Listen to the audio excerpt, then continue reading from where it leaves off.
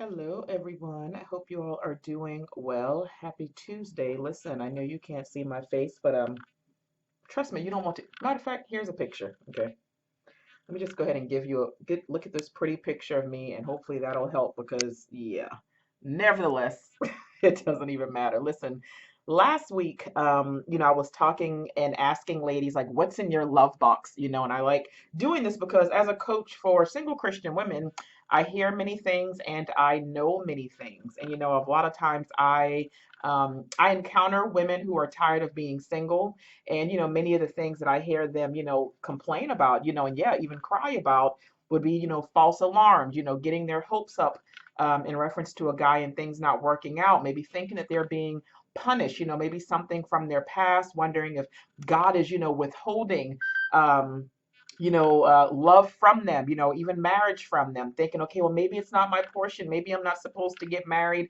Not everyone is called to marry. Just like the list goes on of all the different things that they say and things that I hear, but all because they are still single. And one of the things with the video that I did last week, aside from getting women to think about what's in that love box, it's trying to figure out also how it got there and who packed the tape. But aside from those, and you have to go back and watch it to understand what the heck I'm talking about. Um, but something else that I try to make sure that women understand, and especially single Christian women, is that we need to be mindful of what I always refer to as TWA seeds. And that's thoughts, words, and actions. Listen, these are all seeds that we end up planting. That at some point, they'll end up sprouting in our lives. And again, the harvest, it's going to be based off of what we plant and also the condition of the soil where we actually plant it. And something that I try to get many people to say, not even just single women, but people in general, you always have to check your heart because first of all, your heart is that soil first and foremost. And and the Bible says above all else, guard your heart. Why? Because everything you do flows from your heart. The Bible also says out of the abundance of the heart, the mouth speaks. And we also know that the Bible says that life and death are in the power of your tongue. So now, all because maybe you didn't check your heart and what's going on in your heart before speaking, you can either cause your biggest fears to actually come true, or you can cause your greatest desires to manifest. Like, I know that we're in a time right now where everything is about manifest, manifest. Like, no, we don't have time with that. When we're actually children of God, when we're actually believers, this is how we cause things to manifest, right? It is by praying, it is by speaking, and it is by being obedient. That's what causes things to take place in our lives. But you have to think about the seeds that you're planting and why they are present. And yeah, a large part of it is going to go to your heart.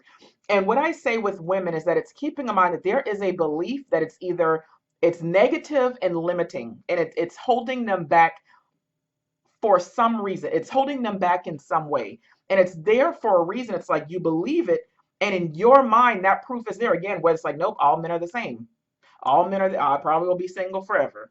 Yeah, I think that God is punishing me. Oh, maybe it's because of, because of, the way that I handled this guy, maybe because I, refuse to give up sex, or maybe because, this happened. It's like, again, the list goes on with all of these different things. Whatever it is that you're thinking about this season of your life with beings, and there is something you're thinking. There's something you're thinking. If you ask anybody, why are you still single? There's a reason that you're going to give. Now, the reason might not always be true because sometimes it seems like we try to either give well, not either, but a lot of times we try to give the spiritually correct answer. Oh, God is writing my love story. Oh, because God has me hidden. God's not through with me being single yet. Like, we have all of these things we say, yeah, and it sounds cute. But like I said before, God can't bless who you pretend to be. So if you're sitting there saying something and it's like, okay, well, you already told yourself that that's the truth, then it's like, what room are you leaving for God to do anything? But at the end of the day, when you really get down to it and you get truthful about why you really feel as if you are single, there's a reason why you believe that. And what I've realized with a lot of women is that the reason that they give It's not always positive. It's negative in most cases. It's a negative limiting belief. Like that is that belief that you truly do believe in your mind, like in your heart, you believe that it is the truth, and it is limiting you and holding you back. And also in your mind, there's some type of proof on why it actually exists. There's some, like you're thinking that you have all of these different pieces of evidence that support your claim. What is your reason that you would say, women and men, if you still like, because I have some men who like tuning in anyway, but what is your reason on why you're still single that you truly do believe? And you're also saying, and I have proof that this is the reason. Like, is it just because you're still single in general? And some women are like, no, God is withholding. I've been praying for this, but I'm still single. So that's proof that, and I can give all these different reasons on why. Is it because, oh, my prayers are never answered. So I already know that even though this is something I want, I'm not going to get it because, like, I remember I prayed this, I prayed that. Like, we have all of these different things to support. Maybe it's because your biological father left. So, like, you're in your mind, it's like no man is ever going to stay because now you still have that abandonment mentality. Maybe it's because you went through a divorce, or something. You think you're being punished for that, or um, maybe for you it's also another proof that no man is going to stay with you, or maybe it's the last guy wasn't the one, or the other guy, God showed you that this man was your husband, but the complete opposite is actually happening right now. Or maybe you're looking at the fact that your best friend is engaged and you're not, or you're looking at everyone around you who is married and you're trying to figure out why it still hasn't happened for you yet. There's some type of belief that you have about your season that could very well be holding you back. And again, if this doesn't apply to you, then cool. But of course, I'm just saying from my experience and with what I actually have built my coaching practice around, and the ladies that I deal with, that I encounter, and that I do one-on-one sessions with, there is some type of belief that they have been struggling to let go. And and even with coaching, a lot of times we go with this the table leg method, but it's pretty much, and I'm not going to go too deep into that, but it's when the belief, like whatever it is that you truly believe to be true, it's supported by evidence that you also believe to be true. So it's like you might be thinking, okay, well, I'm saying because like God is punishing me. I'm like, okay, well, why is God punishing? Oh, well, because I did this in the past and I know I shouldn't have done that. But I remember like this prophet had ended up saying that. And it was funny because I had just got through praying about XYZ. And then I remember like, and then I ended up, I read, I listened to a sermon and, he was talking about like da da da da da. So like it all just made sense for me. So this is why I'm single. That belief, it is your tabletop. And each of those pieces of evidence, it's a table leg. But that table is where you eat at like every single day. That's where you feed yourself. So it's like every day, like you're seeing the belief that is actually holding you back, and it's like further penetrating your brain, like it's further, like you're taking it in, really causing you to soak it in and believe what you're telling yourself about men, about love, about marriage, about your single season. Listen, single and lonely are two different things. Single and lonely are two different things, because lonely is when you're sad about being alone. Lonely is when you're sad about being single, should I say. Like single is like, oh, like I'm single. Like, but you can be single and happy, or you can be single and frustrated. But when you're lonely, like when loneliness is present, like it means that you're sad about the fact that you're still single. And when I speak to women, who are battling loneliness, like I always say that there are 3 steps when it comes to that loneliness. And the first step is you have to identify. And when I say identify, it's like establish what it is that you're truly feeling. Is it loneliness? Is it depression? Is it anger? Is it anxiety? Like, is it frustration? Like, all of those things have something underneath it. Again, loneliness, it's sadness that exists because one doesn't have anyone. Alone is because simply like no one is present. And you can be single, but that doesn't mean that you're alone or lonely. So there's a difference there. Depression, that can come from, extended periods of sadness. Anger, some of us, we get angry at God because it's like our prayers aren't answered, or we're angry, that a person, that left us, that they didn't love us, that they didn't choose us. We're angry at those who are around us and they have what it is that we want. Like maybe it's anxiety. Some of us, like we're anxious, we're dreading so many different things. We're dreading like, what if I'm single forever? What if nothing ever changes for me? Like to the point where you can truly end up dealing with physical, physical effects and every, like even like the racing heart, like the whole nine. So it's like you first have to identify, like establish what it is that you are truly feeling. And after identify, I say step two is to evaluate. And when I say evaluate, now you have to figure out, like, why do you feel that way? What's under that emotion? Like whatever it is that you're feeling from step one, like then I always say, okay, well, now evaluate what's underneath that, because there's always an underlying emotion. Like, and that's something that, we even do in as far as like life coaching, like it's the drop down through method, but it's like you identify the emotion you feel, how often you feel it, when's the last time, why, what triggers it. Think about something, that you want to release, and you try to feel the effect of that emotion on your body. And it's like, again, it's exercises, it's putting your hand on your chest and you feel it. It's like, okay, what's underneath that? Now, what's underneath that? And you keep dropping down until you feel nothing. So it's like it does so many different things to the person that goes through that exercise. And I remember for me, I did that exercise before many times, many times. And yeah, I even did it at a point where I was lonely, when I was frustrated with being single and I was sad about actually being alone. And when I realized that my emotion, for me, when I had to go through my own step one of identifying, and establishing what I was feeling, I was angry. I was absolutely angry. But the more that I kept dropping down and through and going through all of this, mumbo jumbo, like at the root of it all, it was fear. Fear is what was there for me. And then, like, part of that exercise, I'm not, going into, because that's not what this whole little video or whatever was about, but something that you also do with the drop down through method, you keep on dropping down, like that undesired emotion. You keep going down, down, down, down, down until you feel nothing. And then you sit in that. And then it's like you imagine, now, what do you feel like coming out of that? What do you see? Then what do you see? Then what do you see? And it's like you finish it when you reach the second positive emotion or feeling.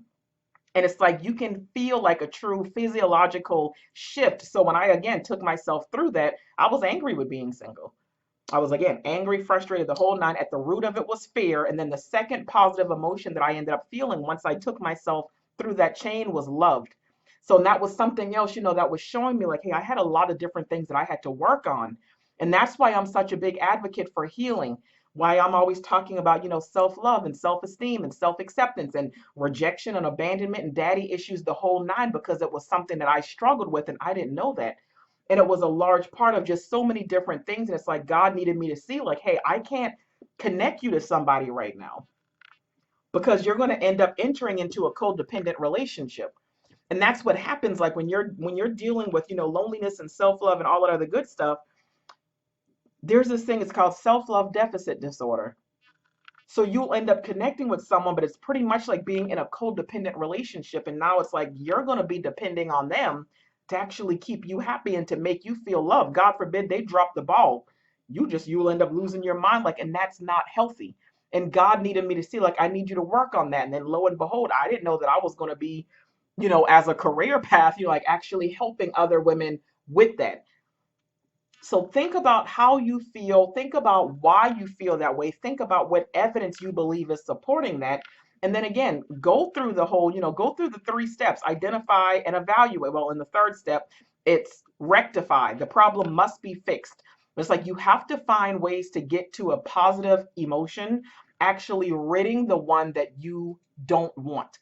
And that is just, it's crucial and it's so important right now in this season while single. Like, I talk about it a lot because it's like so many, like, we just don't realize, like, just many different ways that Satan is just out on the prowl, and he's just looking at ways to interfere, and to getting away with women, and just the emotions. It's like battlefield of the mind that's pretty much going on. And a lot of us, again, frustrated, lonely, overthinking, anxious, all of these different things. And we have to work on that now. Like, we have to do something about that. Absolutely. Listen, ladies, do not forget, I still have a few of those spots left for the new love language program. And I'm excited about it just for a couple of different reasons. But it's like, for me, it's that, if you see me advertising and talking about it, but it is literally, it's that 12-week transformation program where it's like, okay, you're frustrated with being single. You thought by now you would have already, been snatched up, because you're a whole entree and all these other snacks out here being snatched up. But it's like you're trying to figure out, okay, like what have I been doing wrong? But if you are a single Christian woman and you really want to go through transformation, this program is for you. If you're saying, like, hey, I want to go from being a hot mess to truly prepared for marriage, I want to find out why I feel this way. I want to start unpacking some of those boxes. I want to look at my tabletop, the table legs.